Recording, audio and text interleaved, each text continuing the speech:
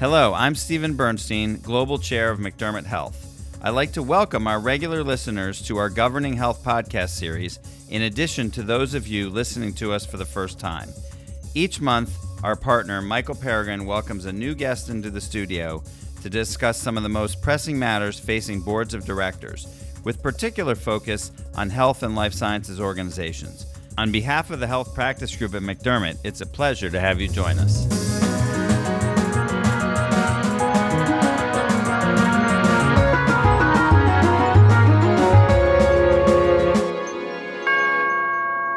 Hello again, and welcome.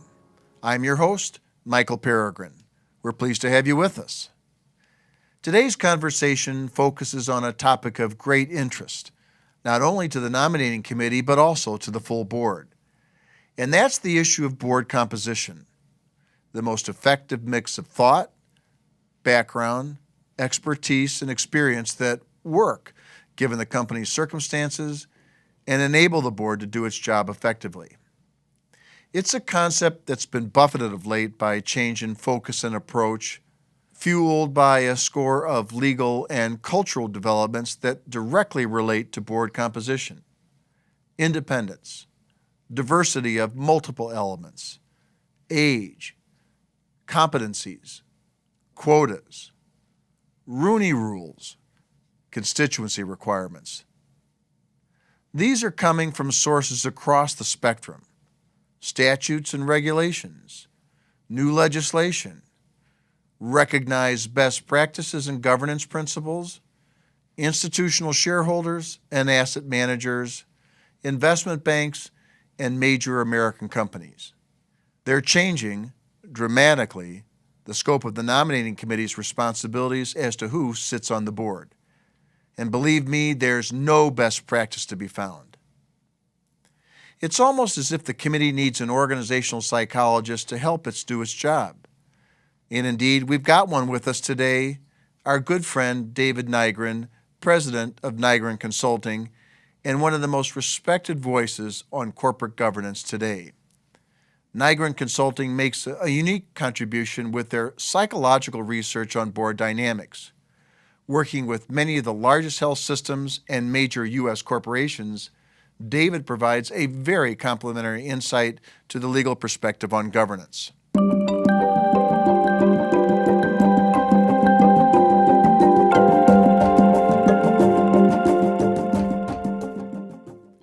But before we turn to David, let's pause to revisit a theme we've discussed from time to time before on the podcast, the principle of director independence, which is fundamental to solving the board composition equation.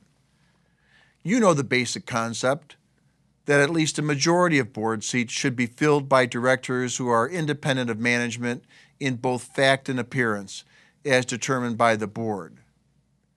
The underlying concern is that active oversight and prudent judgment could suffer when large numbers of directors are either members of the executive leadership team or beholden to or closely associated with executive leadership. It's a concept that dates back to the Sarbanes era. But independence creates two key governance challenges. First, there's no all-encompassing definition that works for all circumstances. Second, independence is frequently confused in scope and element with concepts of conflict of interest. Independence can thus present a fair amount of confusion for the nominating committee and the full board. So it makes some sense to ask the General Counsel to give the nominating committee a brief update on the concept, its purposes, and how it's distinguishable from conflicts of interest.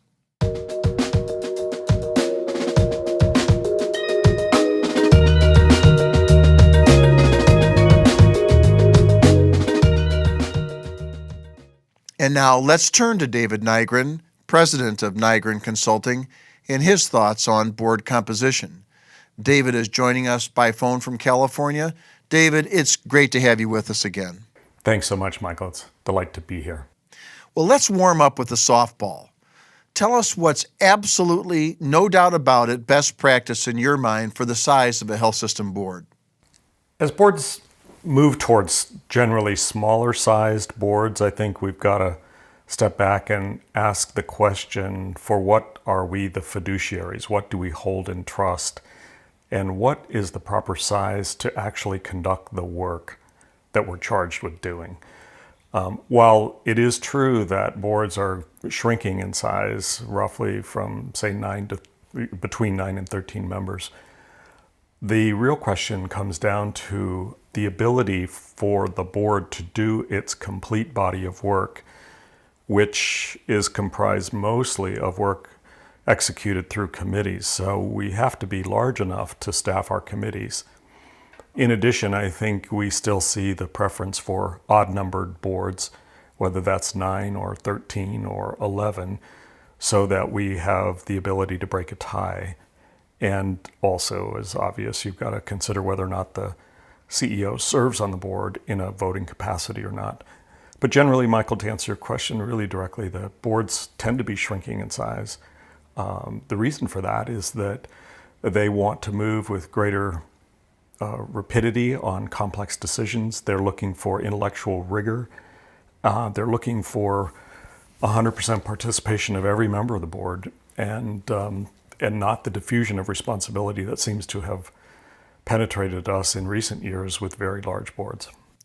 David, in your experience, is there a limit to how many board committees a director ought to be serving on? When we get smaller boards, that often means that the board members are serving on multiple committees. Is it 2? Is it 3? When is it too much in terms of ability of a director to keep up with the workflow?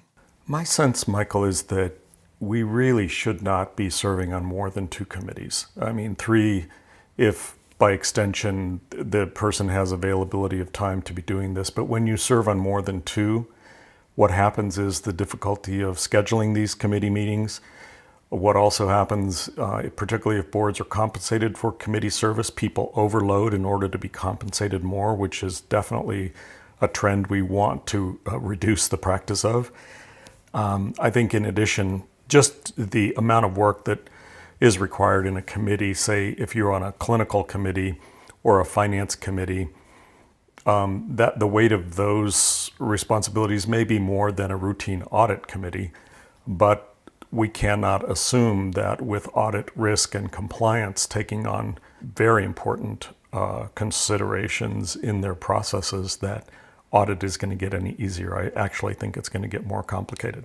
David, a couple of minutes ago, I commented on the foundational principle of independence and as it relates to board composition, but I referenced that it's a Sarbanes concept. It's 15 or 16 years old. It's not discussed a lot anymore. Is independence still a factor in the nomination process as you see it, or is it fading as a governance principle? Oh, that's an interesting one, Michael. I would answer that by saying my experience is still in working so closely with boards that independence remains a problem because I see persistent conflicts of interest around the board table, and I see how that bias of non-independence can influence the dynamic. And I think it's too easy for boards to rationalize why conflicts are apparent. Perhaps, for instance, people say, well, we're a small community and therefore we expect conflicts, or we want the best people and so best people come with conflicts. But I think if we don't talk about independence, we're avoiding the inevitable self-interest that happens when relationships get too cozy or business dealings are proffered at the expense of the institution, or the fact is that it's just easier for us to do business with people we know and we trust. But I still think, therefore, that independence has a profoundly important place that we cannot just avoid. Now, let me kind of ratchet up the intensity of some of these questions and throw you more of a fastball here on the inside corner. How do you advise clients to balance matters of industry knowledge on the one hand with increasing diversity expectations when you select board candidates? What weight do you advise people to put on that? I think we're still thinking about these constructs as independent. In other words, we can't have expert knowledge as well as diversity. My firm belief and evidence suggest that we can have expert knowledge and diversity in the same person. These are not orthogonal constructs. But oftentimes the way I hear boards and nominating committees discussing that is it's as if we have one without the other. From my view, diversity brings complexity that adds distinctive value by virtue of the fact that it allows for varied perspectives, deeper experience, a wider array of population awareness in our conversations. And those of us who are perhaps majority population, whether that is white male or African American population or any diverse population that happens to be the majority, we can be biased regardless of our diverse characteristics. We can be biased. So if we find ourselves feeling biased, or if we all look alike and act alike and reflect the same perspective on life and the business, I think it's incumbent upon us to either hire a diversity recruiting firm or ask the community to pitch up the highest talent that they can in the circumstance where they may also be diverse. I think we can no longer use the excuse that we just don't have diverse candidates out there who are expert enough. I think that's a fatal fallacy, but I see it activated all the time. Well, let me follow up on that a little bit, David. Two-part question. What do you and your colleagues look at when you all define diversity for the board? And then are there some aspects of diversity that should receive greater weight than the nomination process than others? That's a great question again. To answer that, Michael, I was recently invited to interview board members around trying to nominate candidates with diverse insights at the same time that the board was trying to reduce itself in number to that of 9 members. And the challenge therein soon became obvious. No one was willing to step aside because they had grown significantly dependent on a significant stipend for board service. So we were trying to reduce the size from 16 to 9, so compensation was an obstacle. But the biggest obstacle was what do we actually mean by diversity? And people could not agree to what they needed. And that's why, of course, I was brought in to consider this and encourage them to think more broadly. It was interesting that an 86-year-old chairman of the Nominating Governance Committee, who I thought had certainly served a distinguished career of 30 years on the board, would probably be the first who heroically stepped forward and say, I'll relinquish my seat in order to be able to achieve the diversity that our goals are setting for us. He was not, and therefore no one else was. So we were not successful reducing the size, much less getting diverse candidates. Now, what is it that we're looking for when we talk about diversity? I think we're too readily blind to the vast differences that we each experience culturally. Cultures see, for instance, healthcare, some groups as a right. Others see healthcare as a fatal necessity. Sometimes cultures view people who are poor as heavy users of emergency rooms or emergency departments, and therefore limitations on funding of them ought to be encouraged, whereas other people see the suffering of the poor as endemic to public policy debates that we have to resolve. Regardless of how we see these things, diversity in the boardroom is important to make sure that we come down on the right side of virtue and value and make decisions that are appropriate for the community. So when I think about diversity, I'm not just thinking of color and race and gender, but I'm really thinking of the ability to make the right decisions in the boardroom than we have in the past. The complexity of our institutions, the complexity of the healthcare model, the complexity of our reimbursement environment requires that we think very carefully about not just constituents served, but the entire population and our ability to intellectually grasp the complexity of what we're governing.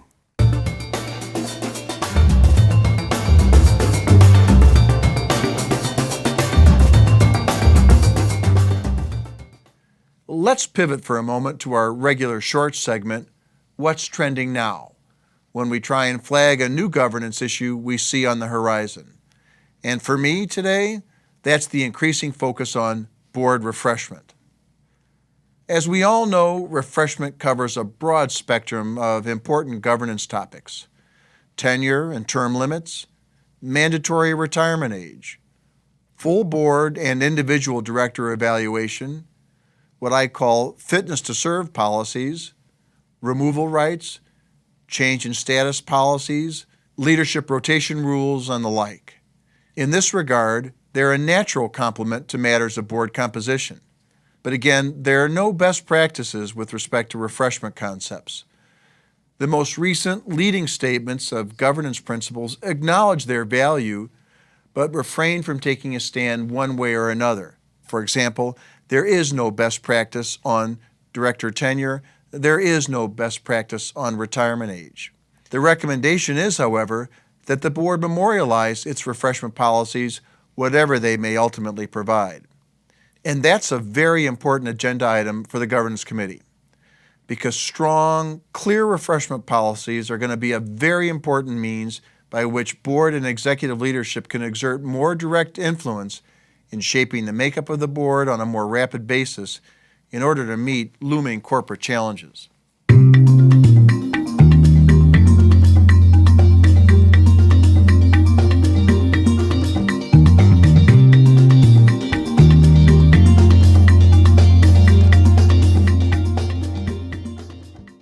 David, you live in a state that's considering a legislative approach to diversity. In your experience, can we get to an appropriate level of board diversity without a mandate, wherever that mandate may come from? I surely wish we could, Michael, and I see a lot of good organizations trying to achieve that without a mandate because good judgment prevails. But I also think about, and now hear with Amazon, the application of the Rooney Rule, which, as you know, was first adopted with the National Football League, requiring that when an opening came, that at least one person of color and diversity would be considered, whether it was a head coaching job or a general manager role. And so we have been forced in certain circumstances with the NFL and now with Amazon looking at the same question, because Amazon has 18 executives, 17 of which are white men. And so we're getting pressure from constituents to be practical and to exercise good judgment. I think rules and policies get set when good judgment fails. And so we've got to acknowledge our own biases, and we have to recognize that sometimes our biases override practical judgment. Now, what's interesting in the healthcare sector is that the American Hospital Association invited me to train over a 2-year period 900 minority candidates for certification and trusteeship. And I did that. And those 900 were certified, qualified, and ready to serve and willing to serve. The problem was placing them. So I think we've got to do a better job at linking the desire of diverse candidates and the intelligence of that population into our corporate boards and our healthcare boards in order that we gain the incredible capability of these people. I said to the American Hospital Association that having trained 900 of them, I would choose half of them immediately to serve on our boards if I only had a place for them, because I was so energized and convicted having taught them with the brilliance that I saw. And that's so very interesting, and it suggests whether or not an individual health system, as large as they're getting, needs to do something similar in terms of a more formal training program for their own boards. But let's move now to the question of competencies. What's your rule of thumb on the issue? What skill sets do you think are most relevant to the composition process? And is it changing from what it used to be just 2 or 3 years ago? This week I'm involved in a very interesting process in California, and that is trying to select and reduce from 6 wonderful candidates down to 2 who will serve on a distinguished board in Northern California. And I have 6 really smart candidates, fully accomplished with a set of experiences. And so my challenge and that of the nominating committee has been to try to discriminate between how would you assess these 6 candidates against some objective criteria so that there's fairness?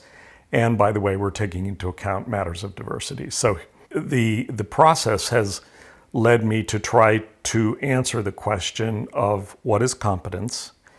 What we know about competence is that we don't distinguish between competent or incompetent people just by skill and knowledge. We take skill and knowledge now as a baseline for governance expertise. What we're looking at, though, when we're choosing board members is much deeper than skill and knowledge. What we're looking at is 4 additional things. One is the self-image that someone has when they step into the fiduciary role. How does one act as a member of this body? That person might be officious, they might act entitled, they might act humbly, they might act more importantly than others. Their self-image, their self-awareness, their emotional maturity to step into this role and to be in partnership with a team of equals is of critical importance. The second thing we look at is the social role. That is the extent to which they can abide by the duty of care and the duty of loyalty, and they can understand what it means to be a fiduciary and be faithful to the founding purpose of the enterprise and to promote the mission. The third element beyond skill, knowledge, social role, and self-image is the personality of the person. And oftentimes we don't, in our nominating and governance processes, we don't consider personality and the impact of someone who is collaborative versus combative. We don't think about, is this person going to be a wallflower or a quarterback? Are they going to be present, or are they going to be irresponsibly distracted by other commitments? Are they going to be dominant in the room, or are they going to be shy and retiring and wait for everybody else to comment? So personality is a root element of functioning collaboratively in a team, and a board is a team that we have to think seriously through its composition. And then finally, there's 3 motive structures that are worthy of consideration. The 3 are, first of all, power, the second one is achievement, and the third is affiliation. Power is about, in a personality, the desire to control and direct. Achievement is about impact. And affiliation is about belonging. And what we know from the research now is that people who are high in impact are important on boards. They're concerned about the mission, they're concerned about impact. They're less concerned about control because their role in oversight delegates to the CEO the control of the enterprise. People who are successful in boards are moderate in the need for affiliation. They're neither groupies nor isolationist. They are moderate in the need to get along and to truly collaborate. So these 4 additions to skill and knowledge, that is self-image, social role, personality, and motivation, can all have an important impact on whether someone is perceived as competent or not.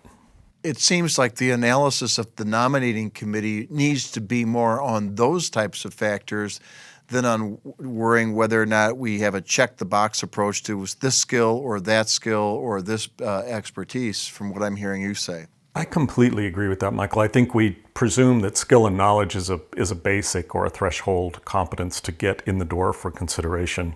But the deeper investigation or inquiry ought to be, is this person a good fit or not? Let's pivot for a second to an issue that's been coming up more and more in the literature, David, and that's, as the father of 3 millennials, one that concerns me a lot, the age factor. We're seeing some data that's encouraging boards to consider going younger in terms of tapping board members without tackling the hard issue of age limitations. What's your perspective on the age factor in developing the slate of candidates? What do your studies tell us? Well, Michael, I sometimes laugh to myself when boards with whom I'm serving say, we need next generation or younger people engaged. And by that, they mean people in their 60s or late 50s. Yeah, be careful where you're going there, pal. I know. Same for me.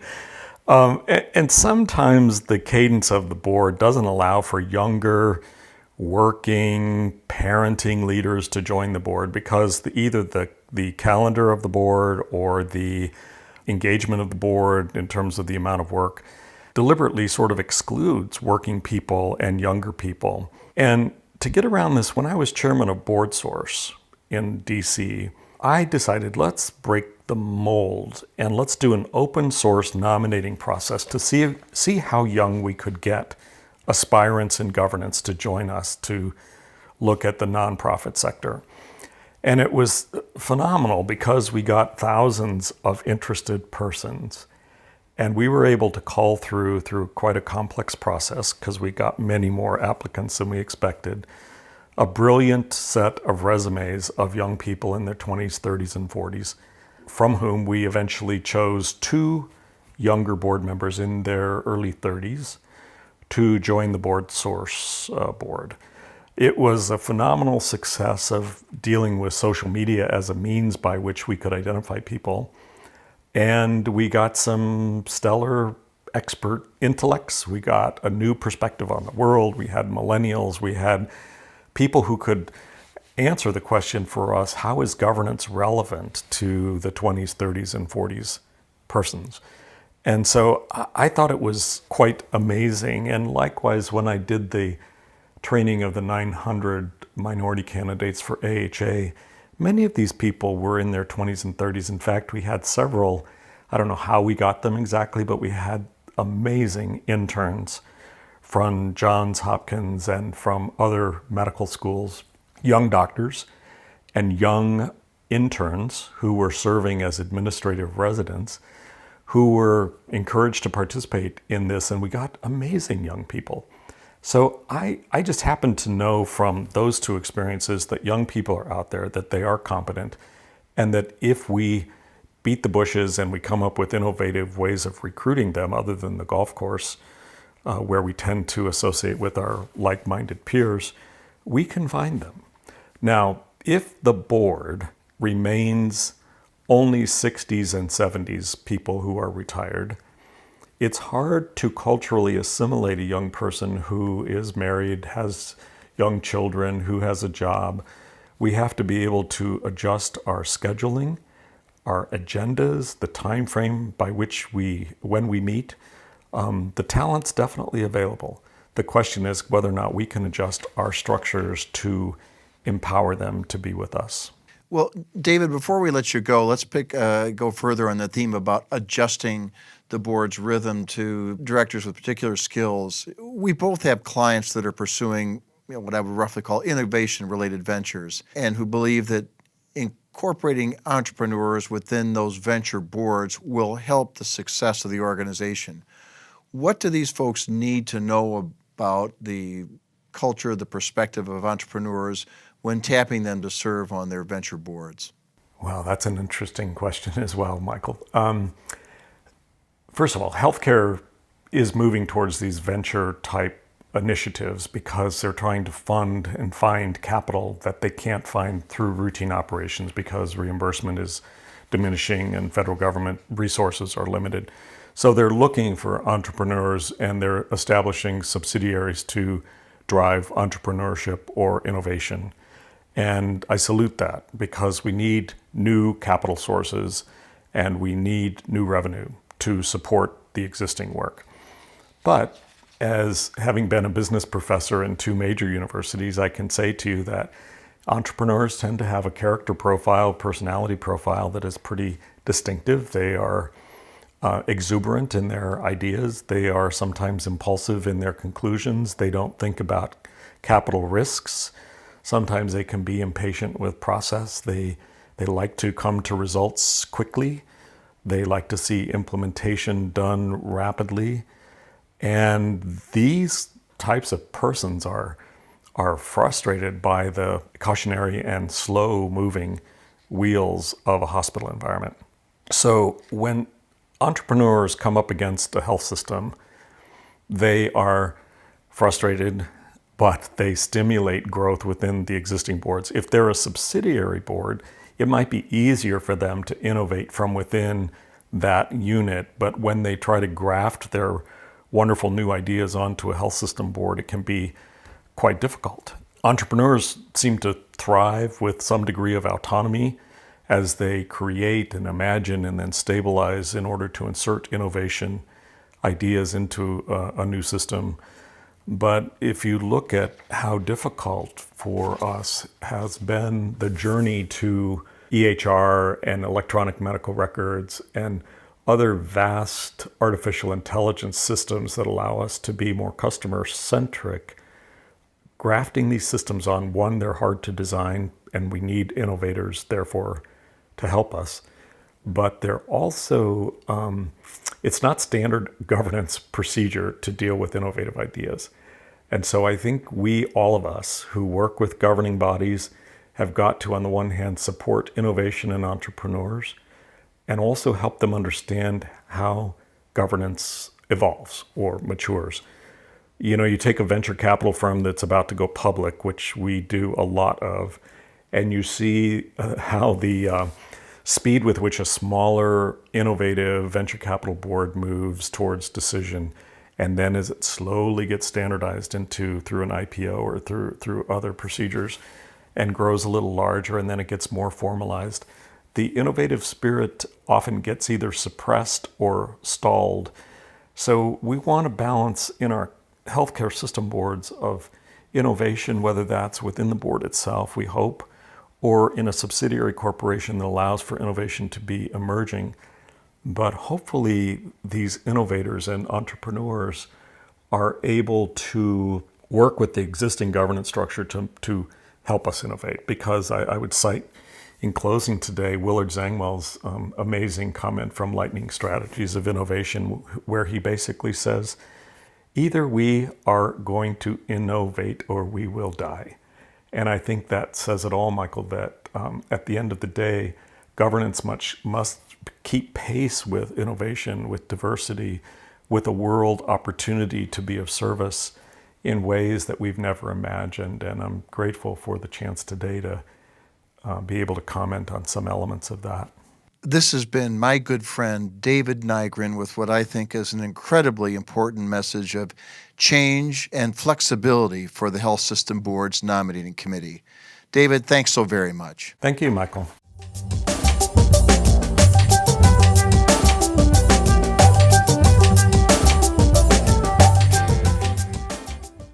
As David Nygren has just told us, director composition is an increasingly important governance responsibility.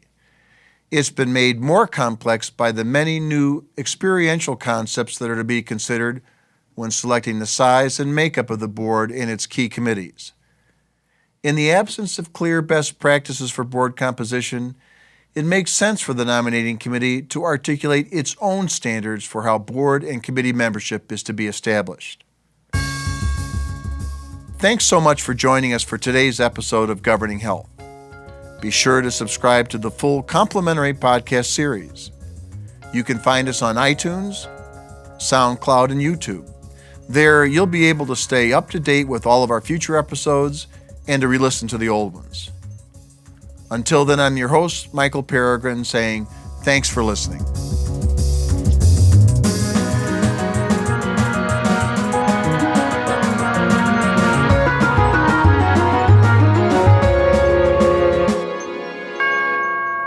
Copyright 2018 McDermott, Will & Emery. All rights reserved. Any use of these materials, including reproduction, modification, distribution, or republication, without the prior written consent of McDermott, Will & Emery is strictly prohibited. This may be considered attorney advertising. Prior results do not guarantee a similar outcome.